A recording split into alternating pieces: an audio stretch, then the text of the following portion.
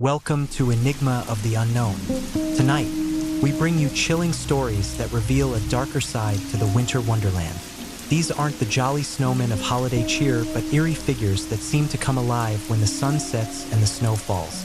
From the heart of Central Park to the frozen shores of Lake Placid, and a haunted house in Buffalo, these stories will change the way you look at snowmen forever. So, bundle up, stay close, and prepare to encounter the sinister side of winter. Story number 1. The Snowman of Lake Placid. Winter of 1971 cast a blanket of snow over Lake Placid in upstate New York. The lake was frozen. Cozy wooden cottages nestled beneath heavy snow, and the whole area was locked in a bone-chilling cold. The Walker family, Ray, Sarah, and their 2 children, Ben and Lucy, lived in a small house overlooking the lake. They were accustomed to the harsh winters, the endless nights, and the sound of the wind howling through the bare trees surrounding their home. One snowy afternoon, as the flakes continued to fall thickly, the family decided to build a large snowman by the lake. Ray and Sarah helped Ben and Lucy pile up heaps of snow, shaping it into a tall figure with a rounded body and rough, chunky arms. They dressed the snowman with Ray's old woolen hat and Lucy's bright red scarf, transforming it into a cheerful symbol amidst the stark white landscape. Lucy hugged the snowman, giggling with joy, and they all headed back to the house as darkness began to descend, pleased with the perfect snowman they'd created for the winter. But the next morning, a strange sight awaited them. The snowman was no longer where they had left it. It had been moved or dragged closer to the lake, leaving a long trail in the thick snow. Ray frowned, a feeling of unease creeping over him. No one in the family had moved the snowman overnight, and there was no one else around in their secluded area. The family approached the snowman, trying to figure out what had happened. Lucy's red scarf, which had been bright and cheerful the night before, had turned an unusual dark shade, as if something had seeped through every fiber. The red stain on the scarf seemed to drip downward, resembling blood splattered across the white snow. A shiver ran down Sarah's spine. Maybe it's just someone's idea of a joke. Ray tried to reassure them, but he couldn't shake his own sense of discomfort. Who would drag the snowman all the way to the lakeside? And how had Lucy's scarf become stained like that? He brushed off his worry and led the family back to the house. But a vague fear lingered in his mind. That night, as the family settled into bed, the house felt strangely cold. The wind howled violently outside, making their little wooden home seem more fragile than ever. Sarah lay awake, feeling uneasy, as if someone or something was watching them from the shadows outside. Around midnight, an eerie sound broke the silence near the house. It was a faint, unsettling giggle, strange and soft, yet loud enough to awaken Sarah. She sat up, her heart pounding, straining to hear in the quiet of the night. The giggle echoed again, as if it was coming from outside the window, sending a chill down her spine. She shook Ray awake, but when he sat up to listen, only an oppressive silence remained. The next morning, Lucy told the family that she had seen the snowman moving outside her window during the night. Its eyes had been empty, but it leaned toward the house, as though it was staring directly at them. Sarah didn't want to believe it, yet the strange signs only deepened her sense of unease. Not wanting to worry his family further, Ray decided to check on the snowman again. But when he stepped outside, he found it in a different spot, closer to the house. Lucy's red scarf was now almost black, and Ray's hat was tilted at an odd angle, as if the snowman had wriggled closer to them. A cold shiver ran down Ray's spine, but he kept his composure, convincing himself it was all just a coincidence. He took a shovel and dismantled the snowman, smashing it into chunks until only a pile of scattered snow remained. But even then, Ray felt as though its empty eyes were still watching him, as though its spirit lingered in the harsh winter air. That night, the house became unnervingly cold, as if the outside chill had seeped through every crack and crevice. Sarah sat with Ben and Lucy by the fire, trying to keep it burning, but something still felt wrong. A strong, unseen presence seemed to hide in the shadows and the biting wind. As she drifted into sleep, Lucy began to giggle in her slumber, an eerie sound echoing throughout the room, startling Sarah awake. She saw Lucy gazing dreamily out the window, her eyes fixed on the darkness that blanketed Lake Placid. Somewhere by the lake, the empty eyes of the snowman seemed to be watching them, a creature not of their world. The walkers didn't realize that night was just the beginning. Their nightmare had only just begun, and the snowman, something they had thought was merely a playful creation during a winter storm, would soon bring greater terror as it crept closer to their house, with an icy consciousness and a dark soul emerging from the depths of Lake Placid, ready to reclaim something they would never fully understand. The horror was slowly creeping into the Walker family, like a silent warning that some things in winter should never be disturbed. In the nights that followed, the Walker family's home remained engulfed in a strange, bone-chilling cold. Even with the fireplace blazing, the house exuded an eerie, penetrating chill, as if the air itself was filled with the dark, icy shadows of Lake Placid. Every night, Ray, Sarah, and their 2 children struggled to sleep. Whenever they closed their eyes, faint, childlike giggles echoed from the darkness, leaving them with a sense that an invisible presence was lurking outside. One afternoon, David, a longtime friend of Ray's, came to visit. David, an older man who'd lived in the area his entire life, was familiar with the local legends and folklore. When Ray shared the strange events happening around the house, David listened in silence, his face growing more serious and troubled. As Ray finished, David stared at him, then spoke in a near whisper, as though afraid his own words might conjure something terrible. "Ray, you know Lake Placid isn't an ordinary place," David murmured, his voice barely audible. "There are stories about this area, stories that people don't like to talk about. They say the lake is haunted by winter spirits, souls trapped in the cold, never finding release." David recounted tales of children and wanderers who had gone missing near Lake Placid over the centuries, especially during snowstorms and dark winter nights. Locals believed these unfortunate souls had become part of an endless winter, transformed into wandering ghosts, cold entities searching for warmth and light, but forever lost. Anyone who creates a snowman on a winter night, especially by the lake, may unknowingly summon a spirit in the form of that snowman, David said, his eyes grave. Your children's snowman isn't just a lifeless figure. It's the embodiment of those souls taken by winter. Sarah felt as if ice water had been poured down her spine. She glanced at Ray, hoping he would laugh and brush off David's words. But Ray's face mirrored her own doubts and fears. He felt as though they had unwittingly opened a door to something dark and uncontrollable. After David left, the walkers tried to go about their daily routines, but the strange occurrences only intensified. That night, as the family gathered in the living room, a faint giggling sounded just outside the window, right at the edge of the forest. Sarah jumped up, her face pale with fear. The laughter was familiar now. It sounded like a child's giggle, playful yet chilling, as though it came from a shadowy realm far removed from this world. Determined to uncover the truth, Ray grabbed a flashlight and stepped outside. When the beam cut through the snow, he saw something that made his blood freeze. Large footprints pressed deeply into the snow, leading from their home to the lake's edge. The prints unmistakably belonged to the snowman.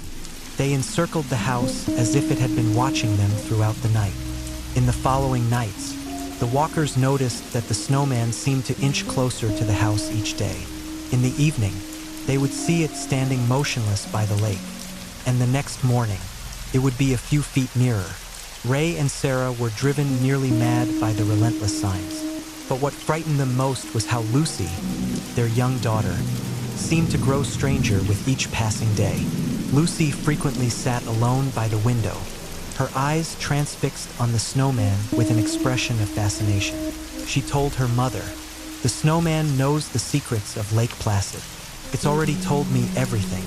When Sarah asked her what those secrets were, Lucy only giggled, a sound so chilling that it sent a shiver down Sarah's spine. Lucy began talking to an invisible friend late at night, whispering words no one else could understand. Her brother, Ben, tried to eavesdrop but couldn't make sense of her muttered phrases. One night, Ben heard Lucy's eerie giggle from her room. When he entered, he found her huddled by the window, her eyes blank, staring at the snowman standing silently outside, its red scarf now darkening to the color of fresh blood. Terrified, Ben ran to get their parents, but when they arrived, Lucy sat silently, her hollow eyes still fixed on the darkness beyond. Ray realized they couldn't simply sit by and wait for things to worsen. He tried to destroy the snowman again, but every time he shattered it. By the next morning it reappeared, fully intact, taller, stronger, as if breaking it only made it more powerful. He couldn't tell if it was merely made of snow and ice or if it held a sinister spirit summoned from the depths of winter. The signs grew clearer each night. Ray knew something far more horrifying waited for them in the shadows. The snowman by Lake Placid, an embodiment of a cold, malicious spirit, wasn't just a snow figure. It was something that belonged to the eternal winter, a place where death and darkness mingled, where the laughter of lost souls echoed in the freezing wind. As Ray looked into Lucy's eyes, he knew he had to do something. He had to protect his family from whatever was watching them, demanding something from them, something they could never give. Ray Walker awoke in the dead of night to the eerie sound of distant laughter echoing through the darkness. The sound was both distant and strangely close, as if it came from every corner of the house, seeping through the wooden walls and filling the air with a cold, oppressive chill. He sat up abruptly, his heart pounding as he felt the thick, suffocating cold around him. Sarah was awake too, her eyes wide with fear. "It's that laughter again," she whispered, her voice trembling. "Ray, we can't stay here any longer." Ray nodded, a feeling of dread gripping him. It was as if something malevolent was closing in on his family, a dark presence from the depths of Lake Placid breathing its icy breath just outside their windows. But just then, he heard a faint whimper from Lucy's room. Hurrying to his daughter's room, Ray and Sarah were met with a horrifying sight. Lucy's window was wide open, allowing the frigid night air to pour in, and the snowman was standing right outside, so close that its hollow eyes seemed to stare directly at Lucy. The snowman's red scarf had darkened completely, as if stained with blood, fluttering slightly in the breeze. Lucy sat on her bed, her eyes vacant, a strange smile on her lips, as though she were under some kind of spell. "Lucy, we have to go," Ray called, trying to pull her out of her trance. But she didn't respond, her gaze fixed on the snowman outside.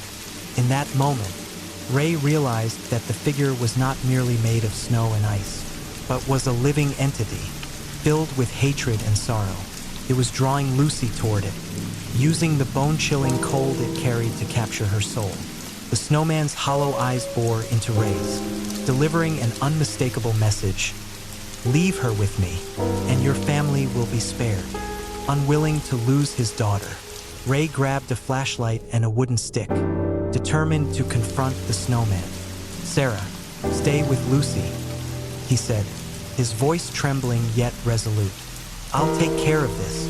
He stepped out into the freezing night, the snowstorm raging harder than ever, and saw the snowman standing still among the trees near the lake.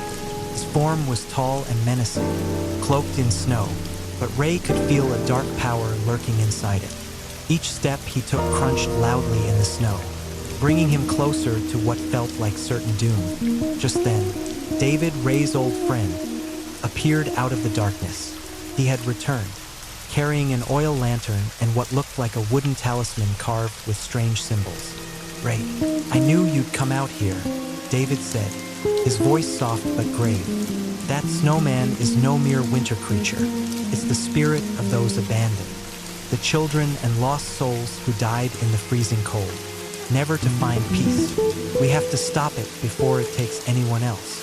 The two of them faced the snowman, whose glowing red eyes burned with pure malice. David began to murmur ancient words, his lantern flickering under the gusting wind, casting a dim light that suddenly flared up powerfully. The snowman let out a low, rasping moan, as if in pain from the light. It moved closer, its rough, claw-like hands stretching out as if to grasp them. Ray and David raised their sticks, attempting to drive the creature back. Ray struck the snowman hard, breaking off chunks of snow, but each time he shattered a piece. The snow seemed to reform, as though the snowstorm itself was rebuilding it. David held out the talisman, chanting ancient incantations, but the snowman only grew more violent. It emitted a chilling shriek, like the cries of 1,000 lost souls, forcing both Ray and David to stagger back, the freezing cold biting into their bones.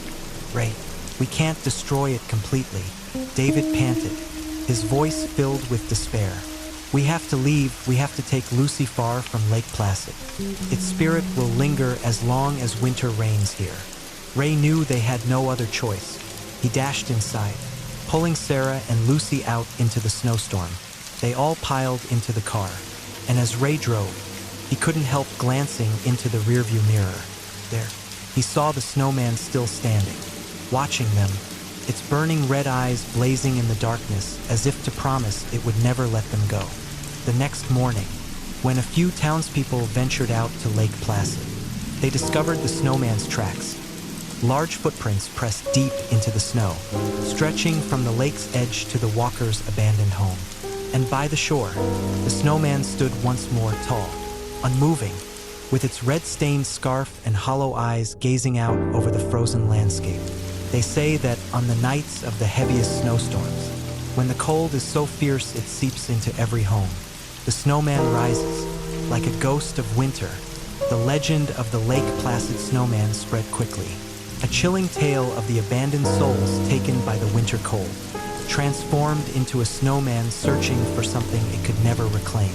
And the people around Lake Placid knew that whenever the snow blanketed everything in white, they must stay far from the lake, where a towering shadow waited with burning red eyes.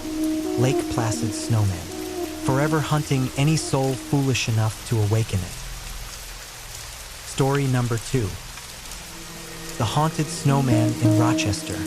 Winter in 1987 blanketed the city of Rochester, New York, with snow piled up to the ankles.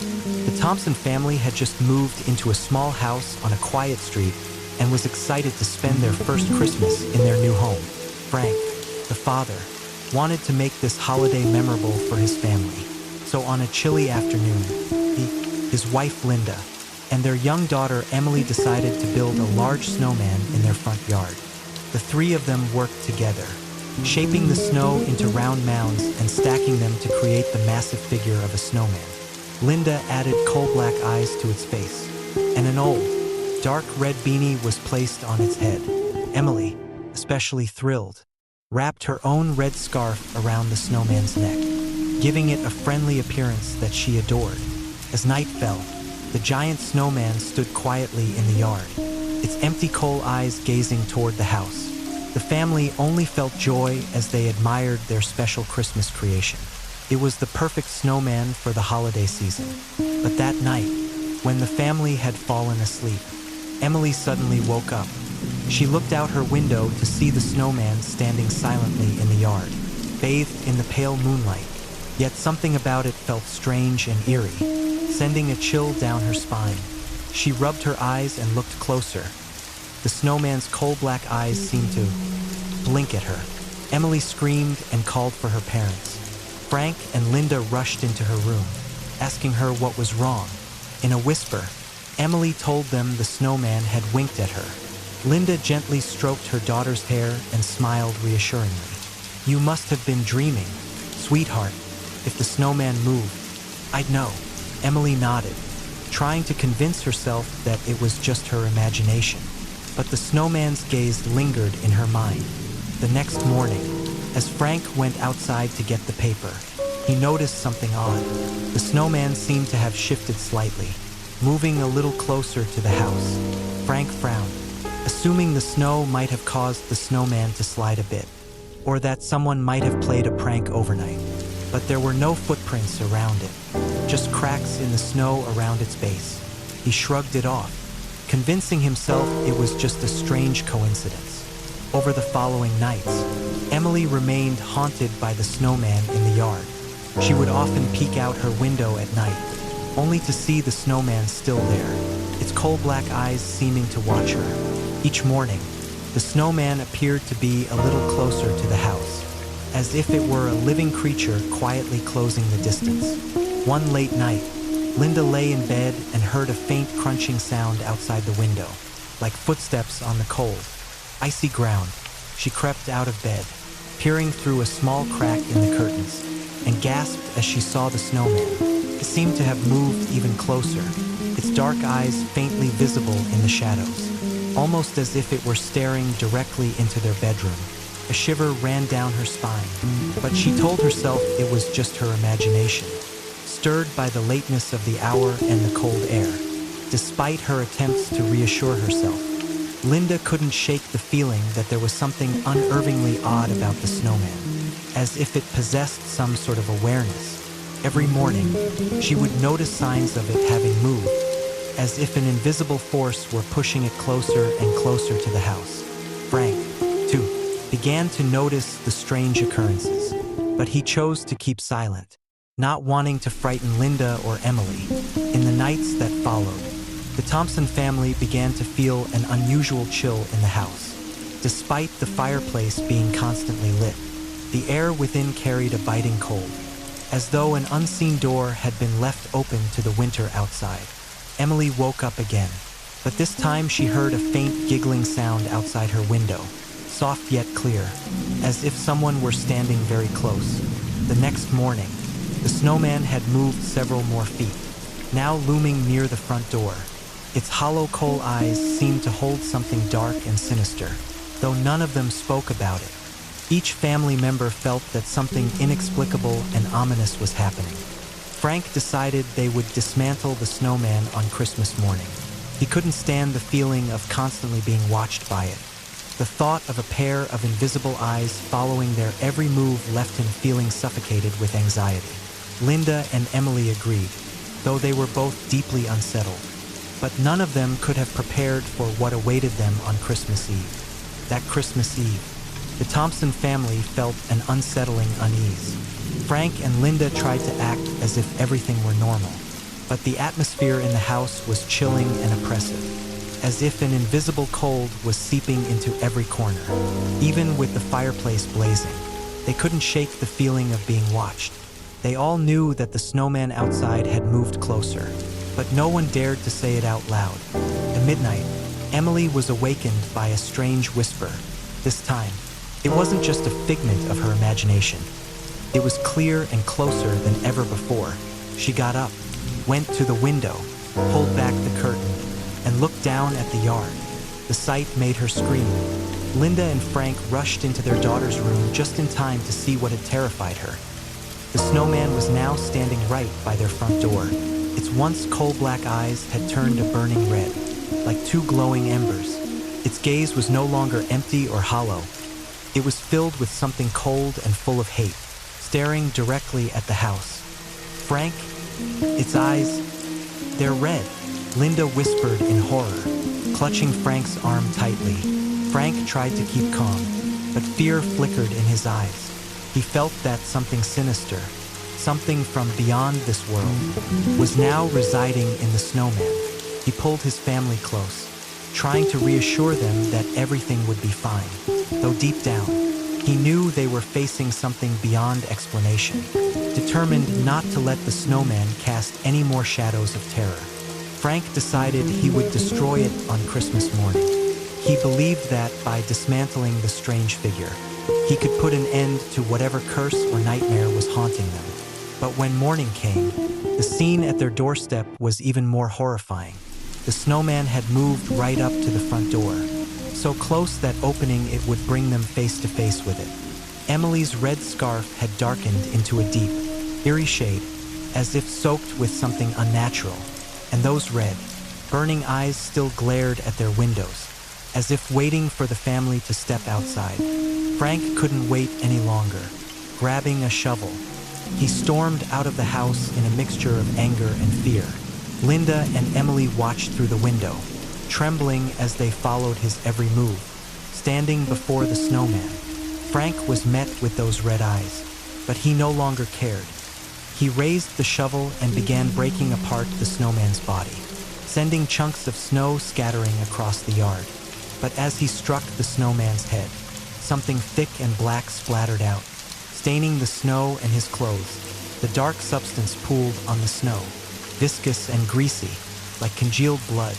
An unnatural stench filled the air, making Frank step back in disgust. Frank continued smashing the snowman, but each hit released more of the strange black sludge, splattering everywhere. When he was finally done, he looked down at the grotesque mess left behind. The snow was marred with black stains that clung to it as if they could never be washed away. Linda and Emily stepped outside, staring in horror at the dark stains in the snow. Emily clung to her mother, shivering, while Linda tried to hide the fear in her eyes. "We're going to be okay now, right?" Linda whispered, her voice tense as she looked to Frank. He forced a reassuring smile, but he wasn't sure if the nightmare was truly over. That evening, they tried to scrub the black stains from the yard, but no matter how hard they scrubbed, the strange black substance clung to the snow like a curse that refused to fade. Frank began to sense that something was very wrong, that his family was facing something beyond their understanding, something they couldn't simply escape. Christmas Eve ended in an eerie silence. The family lay in their beds, but none of them could sleep. It felt as though something was surrounding the house, an icy presence encircling them, as if the snowman were still out there, watching them from the shadows. Emily whispered to her mother that she could hear faint giggling outside her window. When Linda checked, there was only darkness and the soft crunch of snow around the yard footprints, large and scattered, encircling the house as if something had come by in the night. Frank understood that these strange happenings were far from over. Despite destroying the snowman, the sensation of being watched and the haunting memory of those red eyes lingered. A nightmare was unfolding, and they had only scratched the surface. The next morning, the family began to feel that they were no longer safe in their own home. Christmas morning passed, but an oppressive, eerie chill hung over the Thompson home. Despite having destroyed the snowman, the dread remained. Outside, the dark stains from the snowman's remnants clung stubbornly to the snowy ground, like an unbreakable curse haunting them. Frank, Linda, and Emily all sensed something watching, lurking around their home, a horror from which they couldn't escape. As night fell, they locked every door and window, trying to create a feeling of safety in their warm, cozy home. Yet, despite the fireplace roaring, a freezing chill pervaded the house. Linda had the unnerving sense of invisible eyes watching them from outside. Every time she looked out the window, there was only darkness, yet the terror seemed to be lying in wait, ready to consume them at any moment. That night, Emily awoke once more, hearing a soft, chilling whisper by her ear, as if someone were standing right beside her. Shivering, she looked out the window and immediately let out a scream that echoed through the house. Linda and Frank rushed into Emily's room, but when they looked out the window, they, too, were horrified. In the yard, right where they had smashed the snowman, it now stood once again, larger and more menacing than ever. This time, it was different. Its eyes burned an even brighter red, and a sinister smile had cracked across its face, a jagged line splitting the dark coal mouth. Linda quickly pulled Emily close, trying to shield her from the terrifying sight, but the little girl's gaze seemed transfixed on the snowman's glowing red eyes.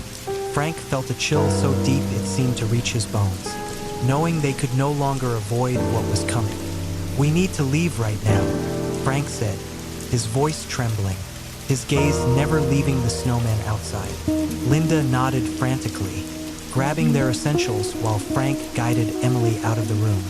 As they stepped outside, the biting wind whipped around them, and the shadow of the snowman loomed in front of them, as if waiting, its blazing red eyes fixed on each of them, glinting with unmistakable malice. Linda held Emily tightly, while Frank stepped forward to confront what he knew was something not of this world.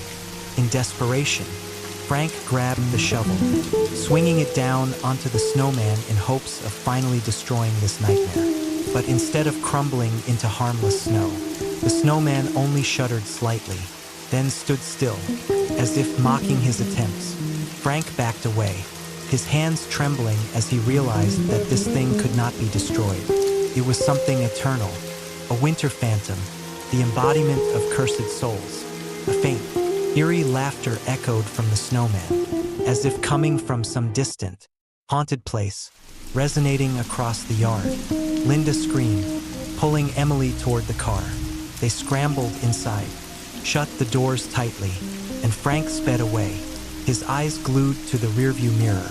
As they left, the snowman gradually faded from view, but its red, fiery eyes remained etched in their minds. Although the house grew distant, the feeling of being watched lingered. Frank knew the snowman was still there, standing ominously in the yard, its hollow eyes filled with an inexplicable hatred. The next morning, neighbors saw the Thompsons leaving their home for good. Nobody fully understood why, but rumors began to spread. Some swore that on the coldest winter nights, when the wind whipped around the houses, they could hear faint laughter coming from the empty Thompson yard. And sometimes, they would glimpse a snowman standing there, its eyes glowing red in the darkness, as if waiting for a new family to haunt.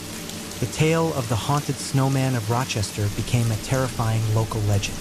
A reminder that sometimes the things we create in the cold of winter are not just lifeless figures. They might serve as gateways for cursed spirits to return, with eyes that burn with hatred and a chilling laugh, forever haunting the unfortunate souls who cross their path. Story number 3. Snowman of Times Square. Times Square, December 1995. The entire square glittered with Christmas lights, bustling with crowds, laughter, and lively holiday music. Amid the festive atmosphere, a group of street artists decided to add to the holiday spirit by creating a giant snowman in the center of Times Square, a fully handcrafted masterpiece that immediately drew all eyes. The snowman stood tall and imposing, with a round, thick body sculpted from layers of dense snow. Its eyes were two coal-black buttons, deep and hollow. Atop its head sat an old knit hat, and around its neck was a striking red scarf. Towering over the crowd, the snowman became a captivating Christmas symbol amid the lively scene of Times Square. Curious onlookers gathered around, taking photos, smiling, and reaching out to touch its cold, frosty surface. But as night fell, the snowman began to change. Around midnight, the crowds had thinned, leaving the square unusually quiet. A few remaining passersby noticed something odd. They saw that the snowman seemed to be breathing. White misty breaths rose from its mouth, forming faint clouds in the frosty air. A few people paused, watching closely, tilting their heads as they tried to find a logical explanation. But the longer they watched, the more unsettling it felt. A young woman stopped in her tracks, thinking she saw the snowman shift slightly. She rubbed her eyes, telling herself it was just an illusion caused by the twinkling lights reflecting off nearby buildings. But she couldn't shake the feeling that this inanimate figure was somehow alive. A chill ran down her spine. She walked away quickly, trying to forget the eerie image behind her. But an uneasy feeling lingered with her all the way home. At that moment, an older man named Johnson, just off his late shift, happened to walk past the snowman. The twinkling lights cast shadows across its icy form, and its coal-black eyes seemed to be staring right at him, tracking his every move. He stopped, feeling an inexplicable urge to get closer, to reach out and touch the snowman. Johnson approached, his breath fogging in the frigid air. He leaned in, staring into the snowman's eyes. As he got close enough, he felt an intense, bone-chilling cold radiate from the snowman, causing goosebumps to rise on his skin. Those coal-black eyes, they seemed to be moving, a dark, bottomless void that he couldn't look away from.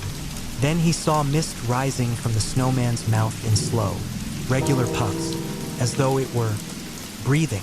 He staggered back, falling into the snow, his eyes wide with fear. He swore he had just seen the snowman's eyes blink, like those of a living creature, but there was no one else around to see it. No one to confirm that his fear was real. Trembling, Johnson got to his feet, backing away from the square, glancing over his shoulder every few steps. The snowman remained motionless, its coal-black eyes following his retreat as if it were committing his face to memory in a way that sent chills down his spine. The next morning, Times Square was bustling once again, but something strange caught everyone's attention. The snowman had vanished. There was no trace of it on the snowy ground, no footprints, no sign of it being moved or destroyed. Those who had seen the snowman the night before began to share their stories. Some claimed they saw it breathing, while others insisted it had shifted, and Johnson, still shaken, told anyone who would listen that the snowman's eyes had come to life, blinking as though it were truly alive. The tale of the Times Square snowman quickly spread. People were curious, and some laughed it off, chalking it up to holiday exaggerations. But those who had witnessed it firsthand, like Johnson, felt a haunting unease. They sensed that something sinister had been left behind, that those coal-black eyes were still watching them from somewhere, waiting for another night when the Christmas lights would fade, and darkness would descend once more. It seemed that the chill of winter had brought something across from another realm, something no one could fully understand. Rumors about the mysterious snowman in Times Square quickly spread across the city. Everyone was talking about the living snowman that had appeared and vanished so mysteriously. Some thought it was a prank by a group of street artists, while others believed it was a supernatural occurrence. But for those who had actually witnessed the snowman that Christmas night, they knew something was wrong, and fear clung to them with every passing moment. Among those witnesses was Rachel, a young woman who worked in the city center. She recalled that when she passed by the snowman on Christmas night, she felt an unusual chill run down her spine. Unlike the ordinary winter cold, she stopped, staring into the snowman's coal-black eyes, and swore they moved. "I saw them shift," she insisted, her eyes wide with unease. "I'm not sure if it was real or just an illusion, but those eyes followed my every move, and as I walked away, I felt like someone was trailing behind." A young boy named Billy, who had been with his mother that night, recounted that he saw the snowman smile under the faint glow of the Christmas lights. Billy noticed a tiny crack on the snowman's face, slowly curving into an eerie smile. When he screamed, his mother dismissed it as him being spooked because it was so late. But for Billy, the empty gaze of the snowman and that strange smile were now etched in his memory. Gradually, the tale of the snowman became more than just a holiday rumor. Witnesses started feeling that what they'd seen wasn't merely a bizarre event, but also an omen. Mr. Johnson, the older man who had seen the snowman breathe and stare at him, began to have nightmares. In his dreams, he would return to Times Square, and there, the snowman still stood tall, its black eyes following him intently. The nightmare repeated night after night, each time the snowman moving closer, as if it were about to step out of the snow and drag him into the shadows. Soon after, Michael, a young journalist at a local newspaper, caught wind of the story. Passionate about mysteries, Michael was drawn to the tale of the strange snowman. He went to Times Square, meeting with each witness and listening to their accounts with a mix of curiosity and apprehension. He met Mr. Johnson at a small cafe, and the older man recounted every unsettling detail. "You may not believe me," Mr. Johnson said, his voice trembling, "but I know it was watching me. Those eyes, they couldn't belong to something lifeless. There was something inside, something waiting, looking into Mr. Johnson's tired, strained eyes." Michael felt an unsettling chill begin to creep over him. Michael also met Sam, a homeless man who lived near Times Square. Though Sam was often dismissed as a rambling old fool, he had stories that no one else knew. Sam claimed he had seen the snowman disappear into the night, dissolving into the air as if it had never existed. He was adamant that the snowman was not a man-made work of art, but a cursed being. There's a secret file on Times Square mentioning something called the Frost Spirit. Sam whispered, his eyes filled with worry. That thing wanders in the winter, watching anyone brave enough to look it in the eye. The snowman is only its temporary form. You understand? It's no joke. Michael shivered at Sam's words. A frost spirit, living through the winter, using the form of a snowman to exist and spread fear. The idea made him feel as if he were stepping into a nightmare with no way out. But as a journalist, he knew he had to see the story through to the end. The next night, Michael decided to stay in Times Square, hoping he might witness something himself. The streetlights gradually dimmed as it grew late, and the square became eerily quiet. Michael sat on a stone bench, keeping his eyes fixed on the area where the snowman had once stood. The air grew colder, and a strange sense of unease began to envelop him. Suddenly, for just an instant, he caught sight of a shadow moving across the ground, as if a towering figure were approaching. He felt an icy chill wrap around him, and the lights from the buildings seemed to fade. Michael shot up, his eyes scanning the darkness, and he felt a pair of eyes watching him, those coal-black eyes, empty yet filled with malice. He lifted his camera, but each time he clicked the shutter, the flash distorted the image, leaving blurred, ghostly shapes. With each photo he took, the shadowy snowman seemed to appear and then vanish in a flicker, like a ghost without form. The snowman's cold presence seeped into every part of him, making Michael feel as if he were freezing from the inside out. In a panic, Michael turned and ran, feeling as though the snowman's eyes stayed locked on every step. He only stopped when he reached the edge of Times Square, his breaths coming in rapid gasps and his heart racing. He felt as if those eyes still watched him from afar, a reminder that he had awakened something that should have remained untouched. From that moment on, Michael knew that this snowman wasn't a mere Christmas decoration. It was the embodiment of a deep darkness, a cold, eternal entity, and its eyes would never cease watching those who had dared to disturb it. Michael knew he couldn't escape the haunting presence of the Times Square snowman. Ever since that night when he'd confronted those coal-black, bottomless eyes, he'd felt an unshakable chill following him. Every time he closed his eyes, those empty, hateful eyes appeared in his mind. No matter how hard he tried, he couldn't rid himself of the feeling that something had been watching him since that night, like a nightmare that clung persistently to his every thought. Michael knew he had to face his fear. On one frigid night at the end of the year, with winter winds howling through the city's towering buildings, he decided to return to Times Square in search of the truth. He prepared everything: camera, flashlight, and a thick coat, then made his way to the square close to midnight. Though the city lights shone brightly as usual, they seemed incapable of pushing back the bone-chilling cold in the air. As the clock struck midnight, the square fell eerily silent. The cold seemed to settle over everything, as if the very air around him had frozen with the presence of some unseen force. Michael stood in the middle of the square, his eyes scanning the surroundings, waiting for the snowman to appear. And then, emerging from the winter fog, Michael saw it.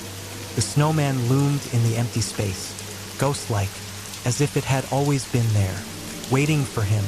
Its towering form was motionless, but its coal-black eyes this time, they were more than just lifeless pieces of coal. They seemed to be alive.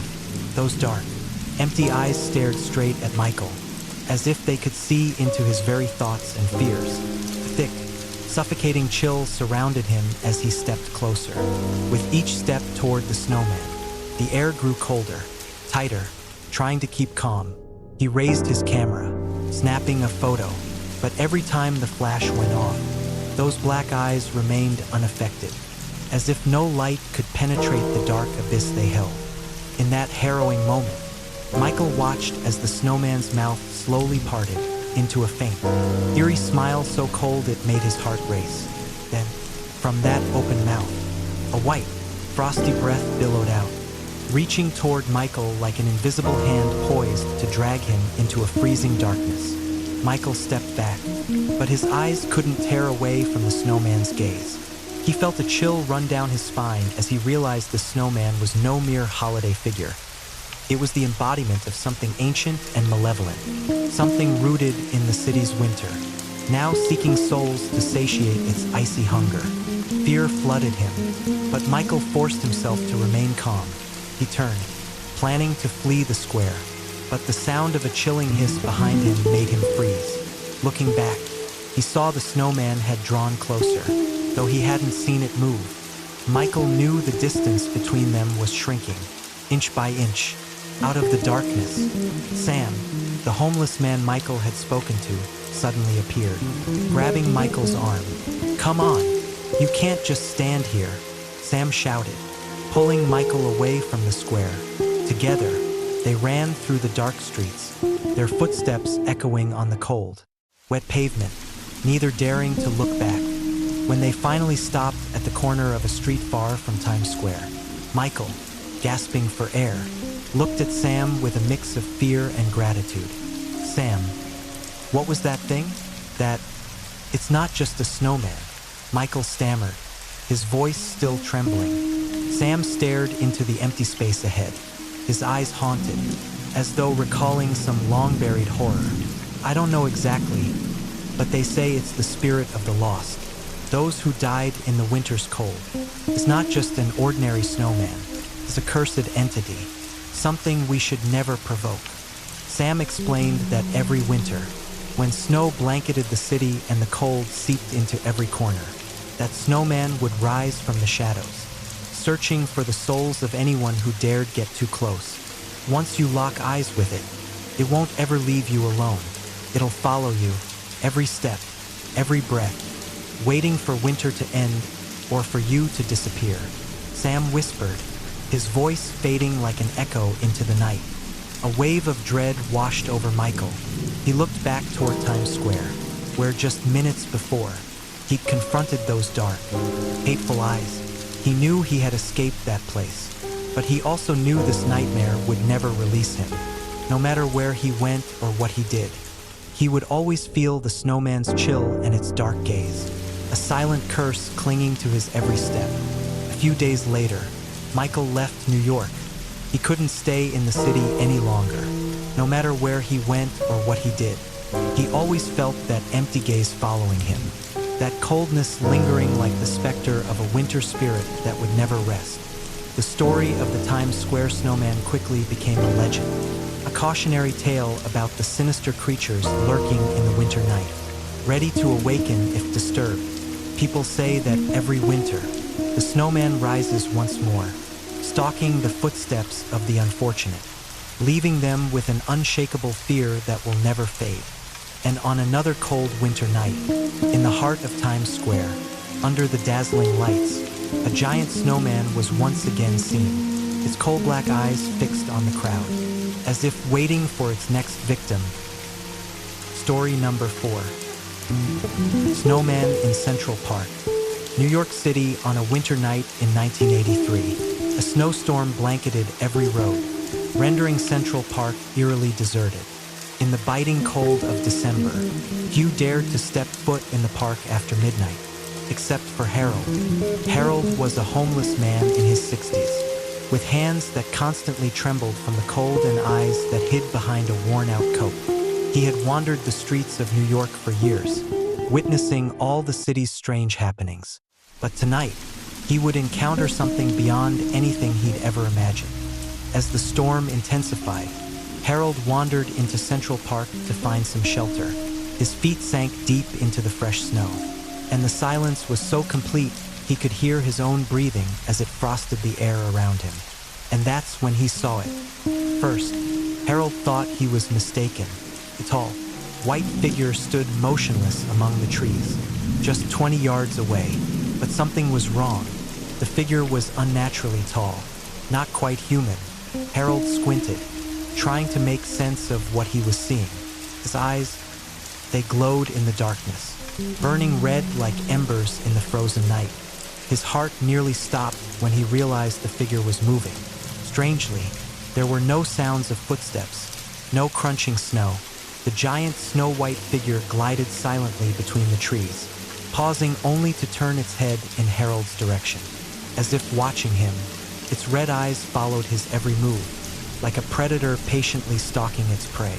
Paralyzed with fear, Harold tried to back away, his legs feeling like ice. Every instinct told him to run, yet those red eyes held him in a grip of terror.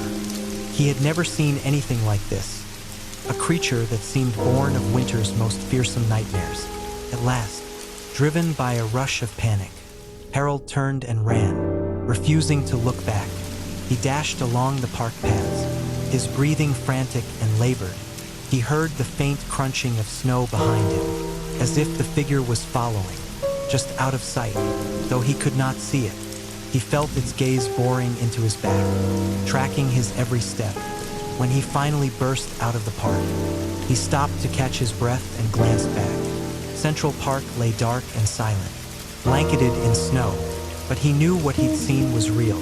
Those red eyes remained etched in his mind, a haunting warning that the ghost of winter would not let him rest. The next morning, Harold sat on a bench outside the park, his gaze empty and haunted. He recounted his tale to anyone willing to listen, describing a towering snowman-like figure with blazing red eyes, a creature not of this world, seemingly conjured from the snowstorm to hunt those who dared step into Central Park. Most people who heard his story merely chuckled, dismissing it as the hallucination of a homeless man wandering through the cold. But some didn't laugh. They had heard whispers too, rumors shared in coffee shops of a mysterious entity in Central Park on snowy nights, a creature that left enormous footprints in the snow, instilling terror in those unlucky enough to cross its path. One listener was David Grant, a local journalist. He wasn't easily swayed by urban legends, but there was something in Harold's eyes that stirred his curiosity. It wasn't the look of a delusional man. It was the look of someone who had faced his darkest fear. David decided to investigate further. He met with Harold, interviewed him, and recorded every detail of the encounter. The more he listened, the more convinced he became that Harold's terror was genuine. This wasn't just a story. Harold was reliving every harrowing moment. That night, David ventured into Central Park armed with a camera and notebook as the city settled into sleep. Snow covered the ground in thick layers, and the sky was black, with no hint of moonlight. The park was silent, only the crunching of snow beneath his boots breaking the stillness. Yet David sensed something in the air, a tension, as if the park itself was holding its breath, waiting. As David ventured deeper into the park, he began to feel eyes upon him. A chill ran down his spine. He paused, scanning the darkness, but saw only shadows among the trees. All was quiet. Then, in the dim light, he glimpsed a towering figure moving among the trees. David held his breath, staring intently. The figure was nearly twice the height of a man, its snowy white form blending with the winter landscape, and its eyes, two glowing red embers that pierced through the dark, like hot coals against the cold. A flood of fear surged through David, mixed with a strange thrill. He raised his camera, but his hands trembled too much to steady the shot. In that instant, David realized the creature was watching him, its eyes fixed upon him, unblinking, as if assessing him, waiting. Finally, as fear overwhelmed him, David turned and ran, just as Harold had. He could feel those red eyes still upon him, and the soft crunch of snow behind him. The park seemed to close in around him, darkness pressing in like an invisible trap. He burst out of the park, collapsing onto the snowy sidewalk, his hands numb with cold. When he looked back, there was nothing, no red eyes, no towering figure, but deep down, he knew something was haunting Central Park, and that night was only the beginning of a hunt he would never forget. David Grant had escaped the park, but the story was etched into his mind. He knew he had to go back, to confront the ghostly figure and uncover the truth, no matter the cost. David couldn't stop thinking about the encounter in the park that night. Although he'd escaped those glowing red eyes, The images of the giant snowman haunted him in every dream, like a dark shadow pressing down on his mind. He told himself he couldn't be the only one who had seen it. Someone else must have encountered it, heard it, or left behind clues he could follow. Determined to uncover the truth, David began searching for information on strange occurrences in Central Park. He interviewed Harold once more, trying to record every detail of his experience. Harold recalled how the snowman had moved silently, leaving giant footprints, and how he had felt hunted.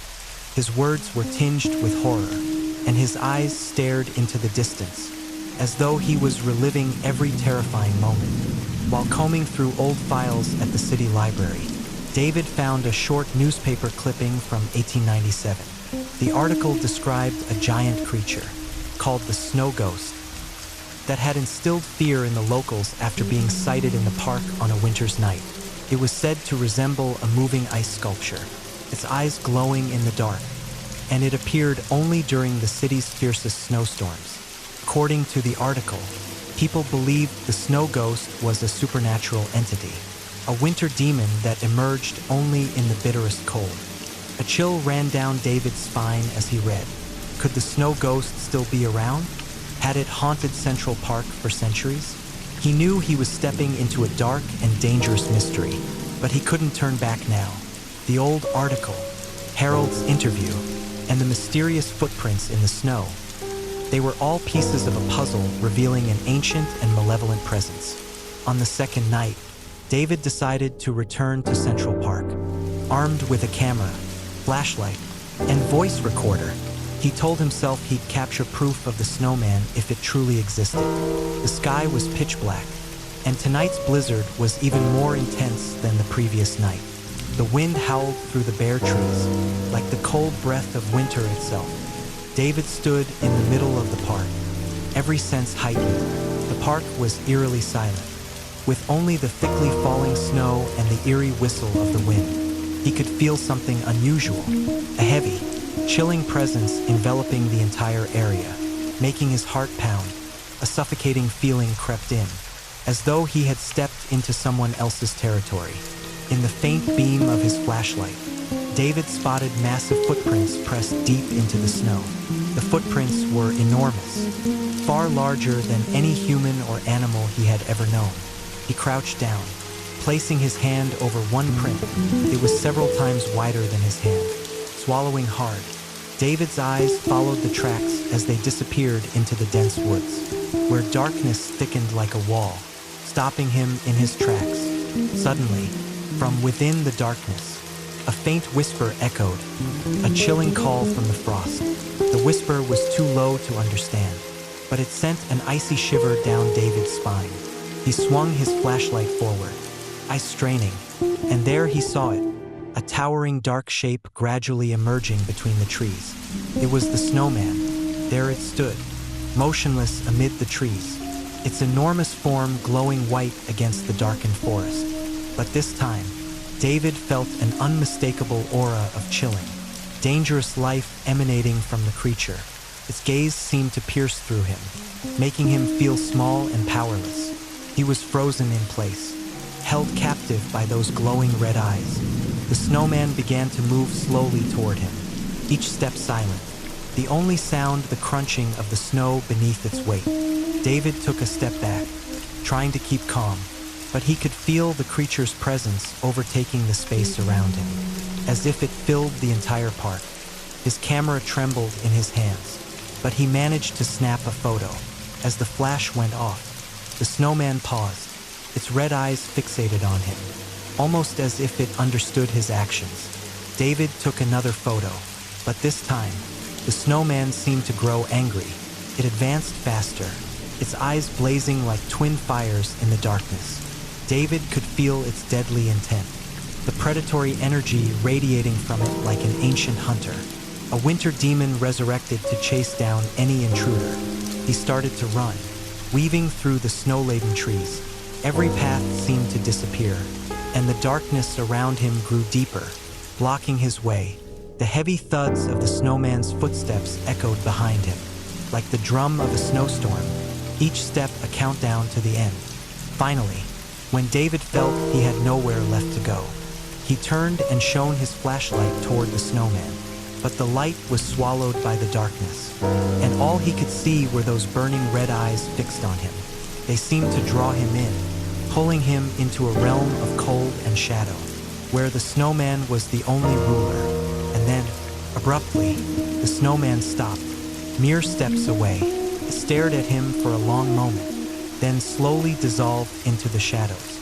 Like a wisp of mist, David collapsed onto the snow, panting, his hands trembling from both fear and cold.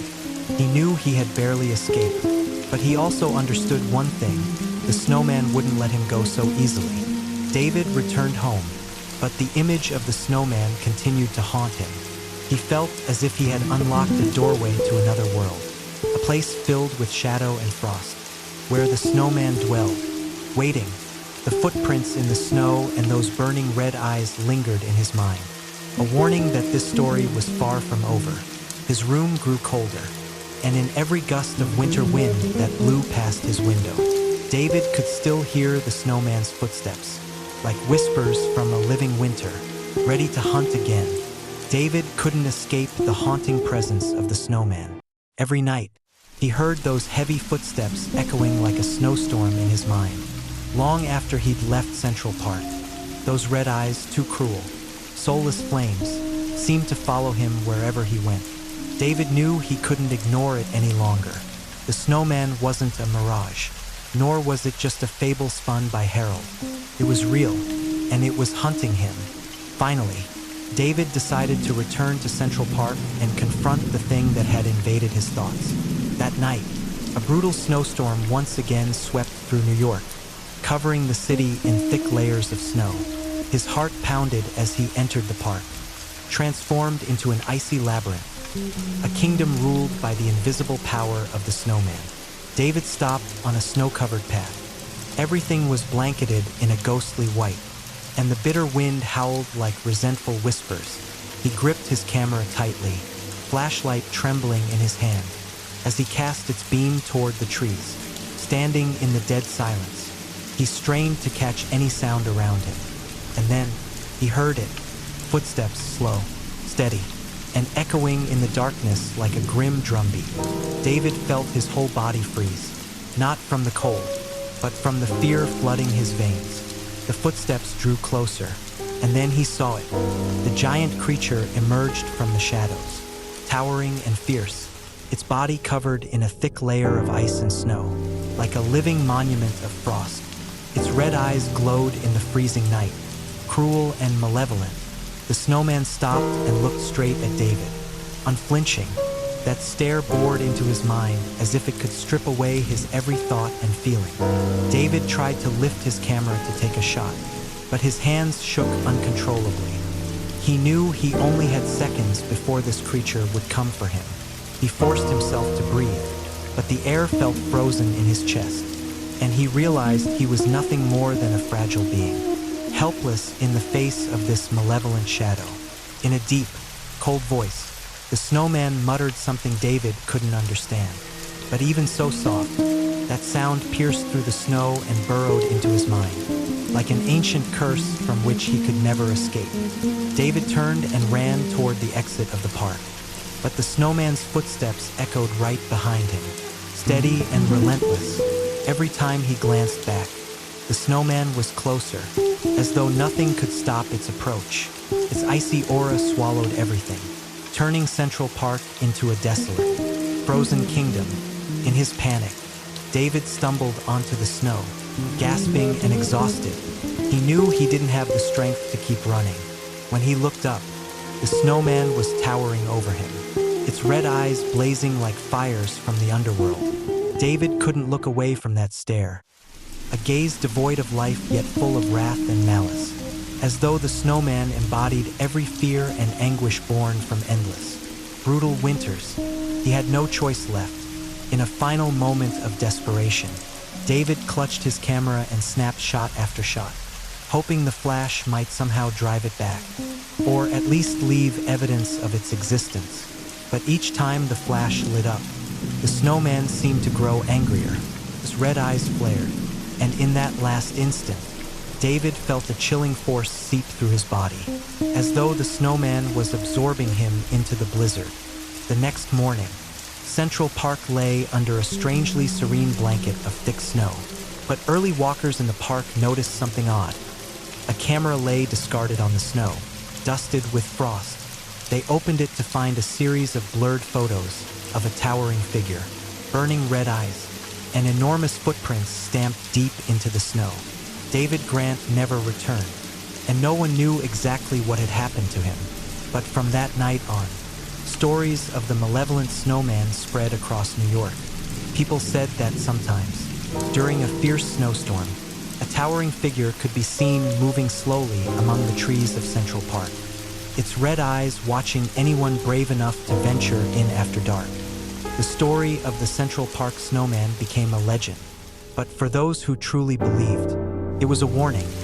Some spirits of winter never die, they only wait in silence, in the heart of the snowstorms, leaving a trail of giant footprints and an unholy red stare, ready to hunt lost souls. Story number 5. Snowman in abandoned house in Buffalo. In the icy winter of 1992, in Buffalo, New York, a group of friends, Kyle, Eric, and Mark, decided to take on a dare they thought would be the boldest prank yet, entering an abandoned house on a night of heavy snowfall. For years, rumors had surrounded the house, whispers of eerie happenings. Locals said that anyone who entered felt an unusual chill, as if a winter ghost still lingered within. Despite the stories, the friends were determined to enter. Before going in, Kyle came up with a daring idea. They would build a snowman right in front of the house. They wanted to create a guardian, a silent witness to their fearless prank. Eric and Mark eagerly joined in, gathering snow to craft a towering snowman with coal-black eyes and an old hat on its head. They broke off 2 branches for arms, angling them forward as if the snowman were waiting in the dark. The 3 stepped back, admiring their work under the moonlight. The towering snowman stood silently, its empty coal eyes staring back at them, a silent but chilling symbol against the snowy backdrop. "Now we've got ourselves a guard," Mark laughed, but the sound quickly faded into the cold air, leaving a chilling silence. Crossing the old wooden threshold, the friends immediately felt an unnatural chill.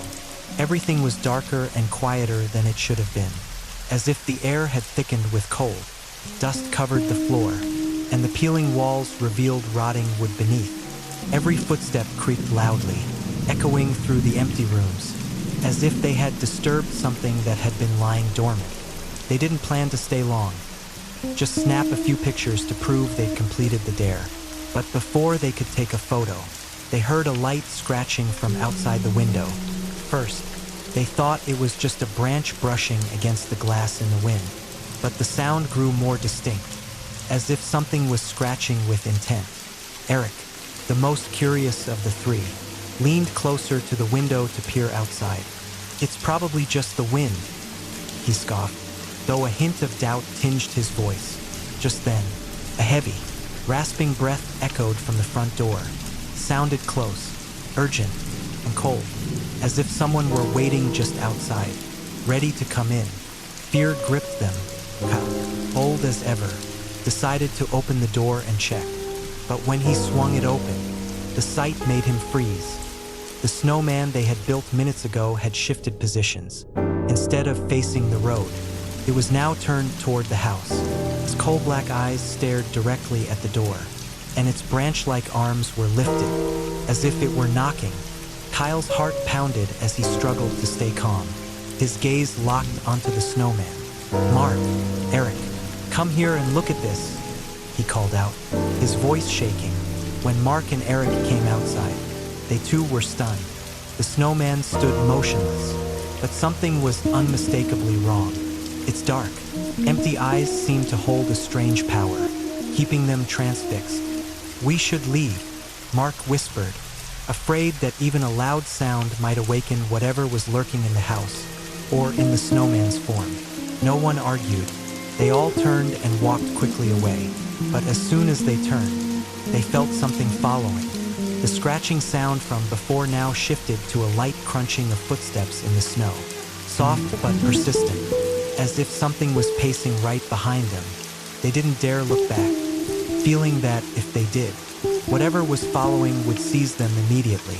They just kept running, fleeing the haunted house and the snowman they had crafted with their own hands. They bolted down the snowy path, across the street, and only when they reached a busier area did they finally stop, panting, their hearts racing. None of them said a word, but they all knew they had encountered something beyond understanding.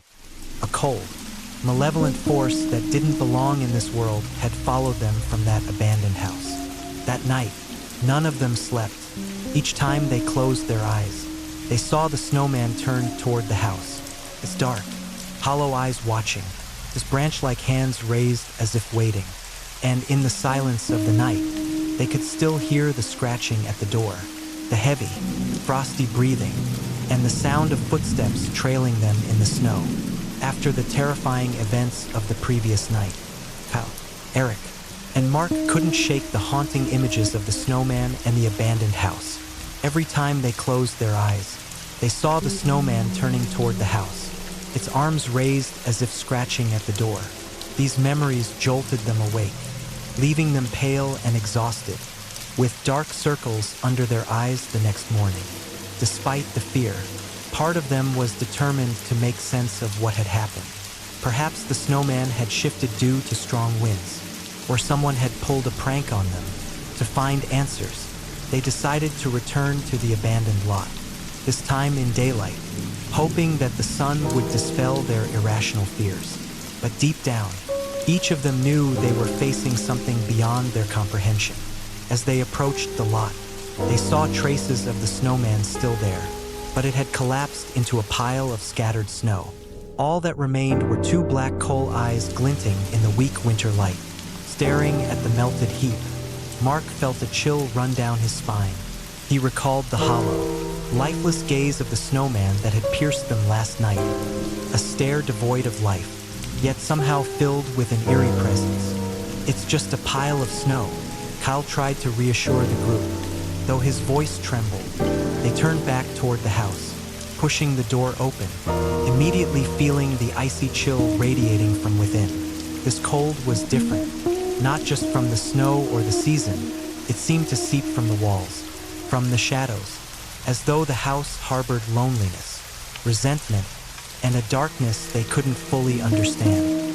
Trying to appear calm, they lit a small flashlight to brighten the room. But soon, strange noises began to echo from outside. The scratching at the window, the sound they had heard the night before, returned, steady and relentless, as if something or someone were trying to get inside. The scratching grew more intense, like claws raking against the glass, making their skin prickle.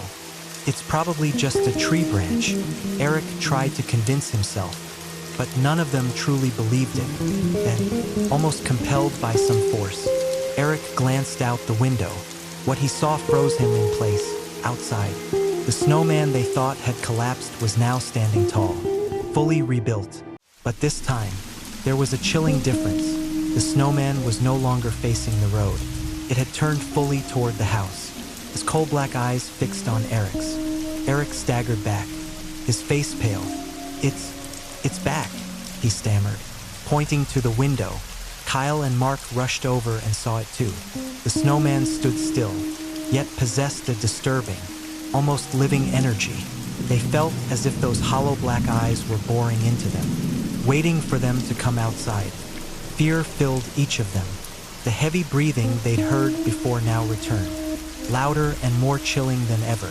The sound was deep and close, as if coming from a giant, frigid creature whose breath was filled with snow and ice, spreading throughout the house and deepening the darkness.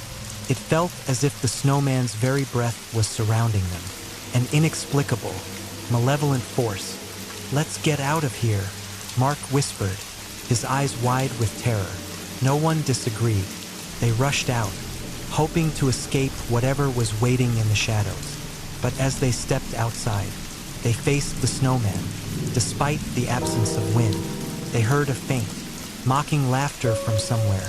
as if something were sneering at them, though no one else was around. They all felt the unmistakable presence of an invisible, chilling entity. Mark couldn't bear it any longer. He turned and ran. Kyle and Eric quickly followed, afraid to look back. As they sprinted across the snowy street, they could hear footsteps trailing them, the soft crunch of snow giving them the dreadful sensation that the snowman was following, closing in with every step. They ran until they finally stopped, gasping for air, yet the feeling of being watched remained. None of them dared look back. None of them spoke a word, but the image of the snowman with its dark, coal eyes and haunting presence was seared into their minds. They all swore to never return to that house, to never build a snowman in Buffalo again. But deep down, they knew what they'd seen was not just a snow figure. It was something that had awakened, a being not of this world, something that, no matter how far they ran, would keep haunting them in the night, forever. Time passed, but the haunting memory of the snowman at the abandoned house lingered in Kyle, Eric, and Mark's minds. After that terrifying night, all three vowed never to return to the property. Yet, the memory of the snowman continued to haunt them. In their dreams, they would see those hollow, black eyes staring at them from afar. And with each night, it seemed the snowman crept closer. Months later, local authorities demolished the abandoned house. The strange tale of the three young men quickly became a local legend. A chilling rumor whispered on cold winter nights. Locals began to say that if anyone dared to build a snowman on that land, it would shift on its own through the night, inch by inch, as if it were searching for the one who summoned it. Haunted by his experience, Kyle felt an intense urge to return to the empty lot and face his fears. He wanted to know if the curse was real or if it was merely a trick of their minds. After convincing a new group of friends, Kyle decided to test their courage once more. This time, he wanted to prove that the snowman was not a supernatural entity. On a bitterly cold winter night, Kyle and his new friends returned to the empty lot. They built a snowman right in the middle of the land, purposely recreating the eerie shape that Kyle and his former friends had made years earlier. They gave the snowman black coal eyes, twig arms, and an old hat, exactly as the snowman that had haunted Kyle for months. First, the group joked around, trying to keep their nerves at bay. But as night fell, a strange atmosphere settled over the lot. The sky was pitch black, and the air grew eerily silent, as though every sound had been sucked into a void. The chill emanating from the snowman they had built began to seep through the air, making everyone shiver. By midnight, as the group sat in darkness, someone suddenly whispered, "Look, the snowman, it's moving." Kyle turned and was horrified to see that the snowman appeared to have shifted slightly closer. It was only a small distance, but clearly, it was no longer in the exact spot they'd left it. His black coal eyes remained fixed on them, as if watching their every move. The group began to grow uneasy, though none dared speak, fearing it would stir something even darker. Suddenly, a scratching sound echoed from behind them, the same sound that Kyle, Eric, and Mark had heard on that fateful night. The scratching filled the air, each scrape seeming to dig deeper into them, leaving them feeling surrounded by an unseen force. One of the group couldn't take it any longer and screamed, bolting away. The scratching abruptly stopped, but an ominous silence blanketed the area, and every footstep seemed to echo from afar, as though something was moving along with them in the shadows. None dared to look back, but Kyle knew that the snowman was still there, with its glowing red eyes of fury and its arms reaching toward them. It felt as though a winter phantom trailed them. A curse awakened within the form of that snowman. Those red eyes were not symbols of ice and snow, but of a smoldering hatred, burning in the shadowy depths. After running some distance, Kyle glanced back, but the snowman was no longer where it had been. The snow had refilled the spot, leaving only large tracks in its place. A stark reminder that this ghostly entity could move through the darkness of night. From that night on, the group was haunted by the terrifying memory of the empty lot in Buffalo. They never returned to that land, but each one knew the snowman's curse lingered there, waiting for the next brave or foolish soul to awaken it again. And the tale of the Buffalo Snowman remains, a cursed warning amid the eternal winter. Thank you for joining us on this icy journey into New York's haunted winter tales. These stories of snowmen with glowing eyes, eerie movements, and chilling presences remind us that even the most innocent figures can hold a sinister secret. If you enjoyed tonight's stories, don't forget to like, subscribe, and hit the bell to uncover more mysteries and hauntings in future episodes. Until next time, stay warm, stay safe, and keep an eye on those snowmen outside your window. You never know what might be watching you back.